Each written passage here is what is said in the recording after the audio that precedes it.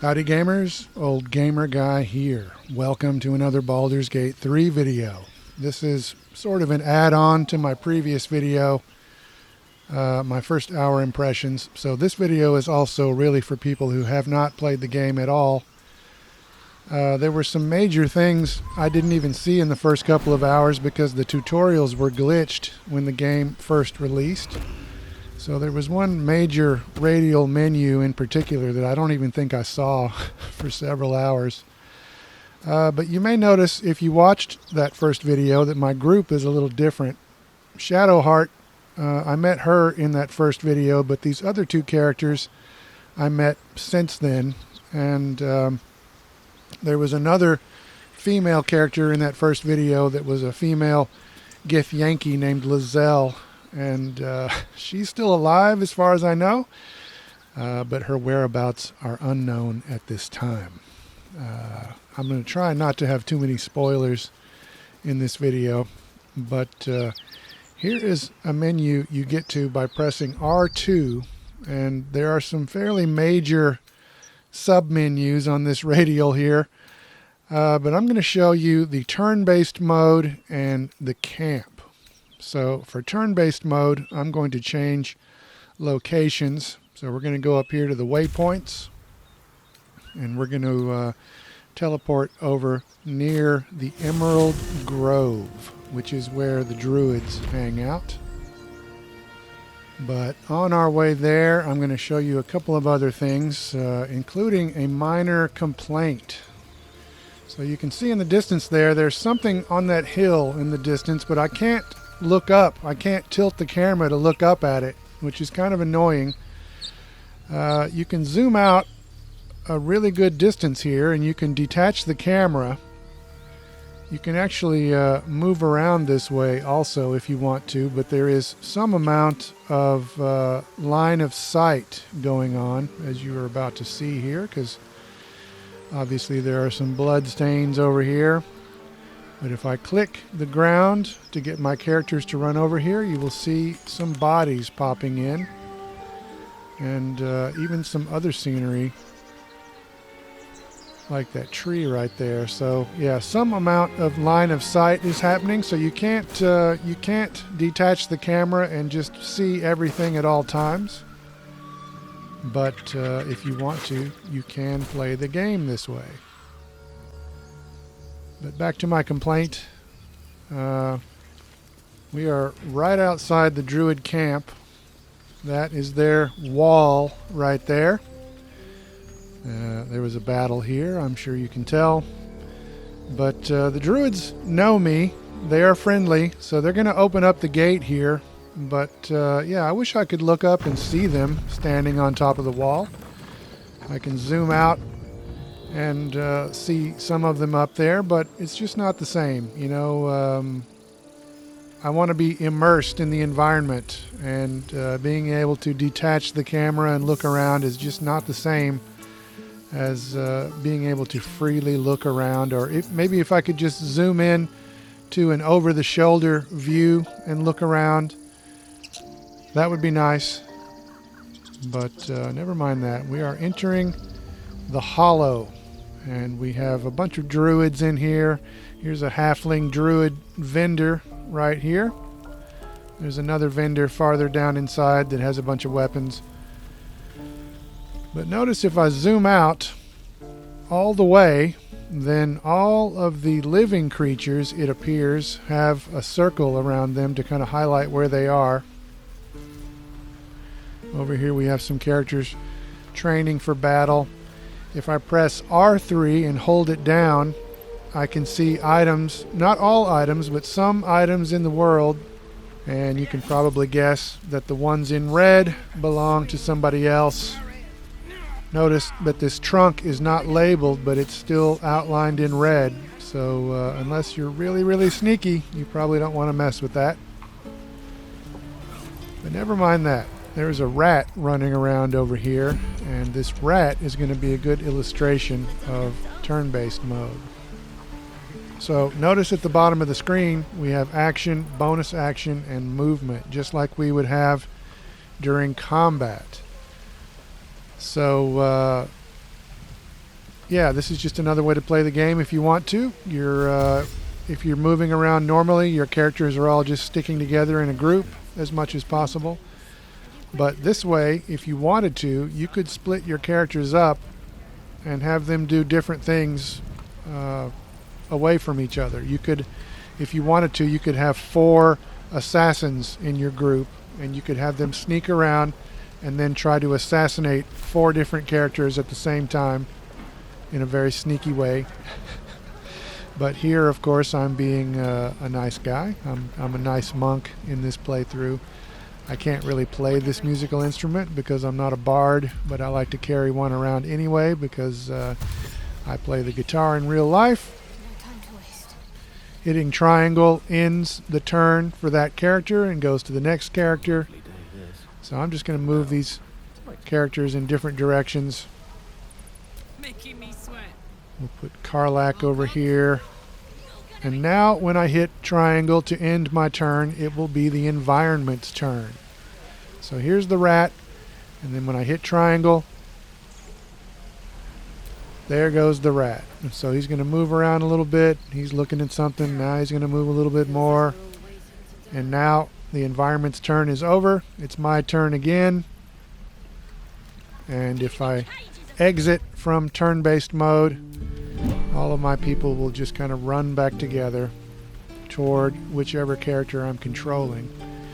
Except for Strum down there, because Strum is still trying to play his musical instrument badly.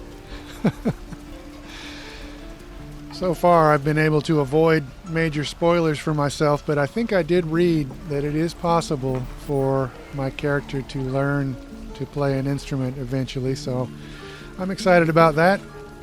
Like I said, I play the guitar in real life, so I'll probably carry this thing around on my back until I find a cooler looking one. But what's next? Let's go to camp, because D&D has a mechanic for resting.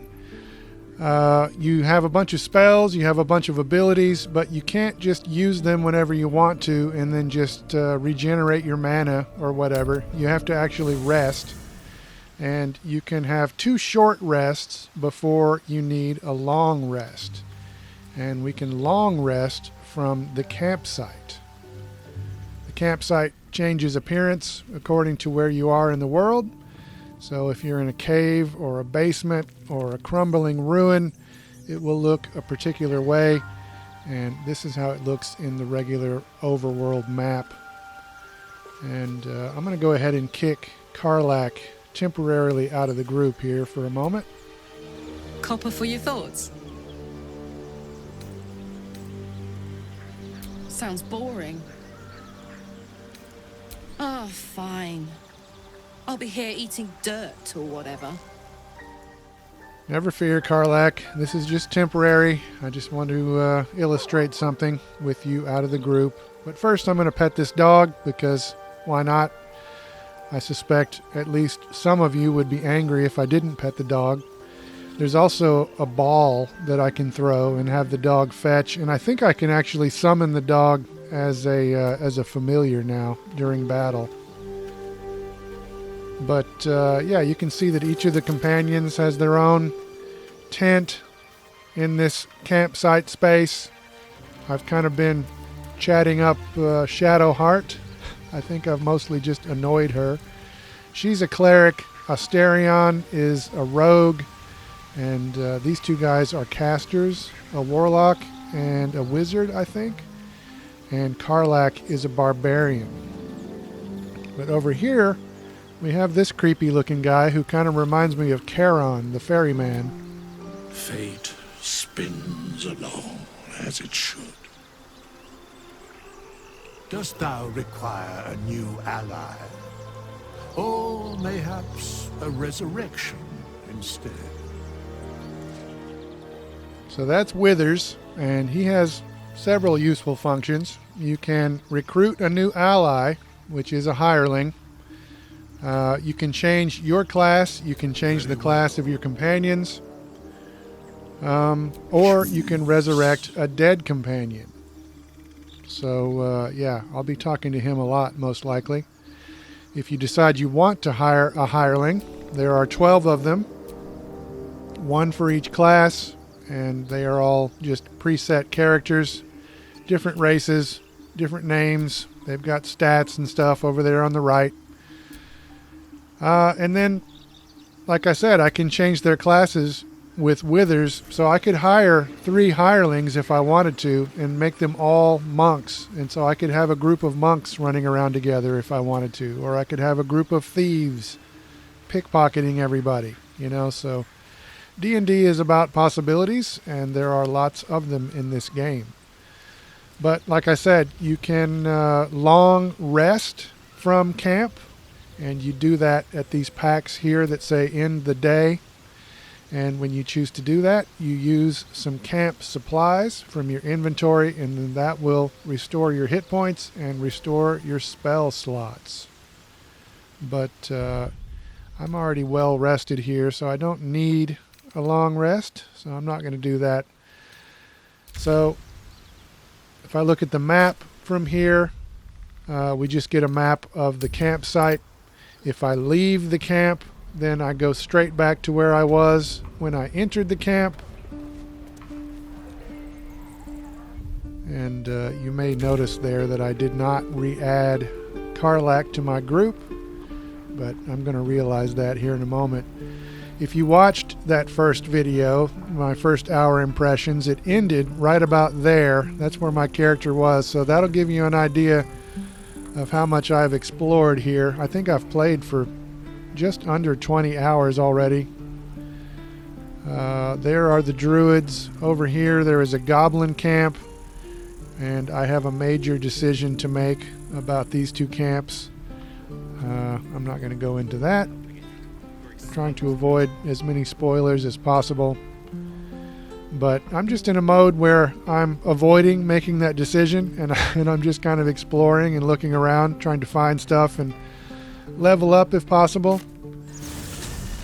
But we're going to fast travel over here, and of course in a moment I'm going to realize that I left Karlach at camp, and so I'm going to go back and get Karlach. But I gotta say, this game is impressive. I will be shocked I say, if this game does not win multiple Game of the Year awards. It's arguably the best RPG available at the moment. Yes. And especially if you played D&D in the past and enjoyed that, I would really recommend it then, because I think this game really does convey that D&D experience very well. And one of the kind of subtle ways it does that is with perception checks. Those things happen at various times during a real game. One's about to happen here. This could apply to traps, but this is going to be just something buried here. Strum is going to fail to detect it. Everybody fails to detect it except for Karlach. And so thanks, Karlach. You detected a mound of dirt. And because Strum has a shovel in his pack, we can dig up that mound of dirt, and there's a wooden chest with a piece of malachite. So yeah, you might be walking along and it might say that you failed a perception check, and so you don't know what the hell that is. It could be a trap, it could be a treasure. You don't know what's going on. It is kind of tense, and it's kind of tense when you're waiting to see, you know, what the dice is going to do. Really cool game, I gotta say. Really loving this, but that'll do it for this video. I hope you've enjoyed it. I'm not sure what's up next for the channel, but for now, as always, thank you very much for watching.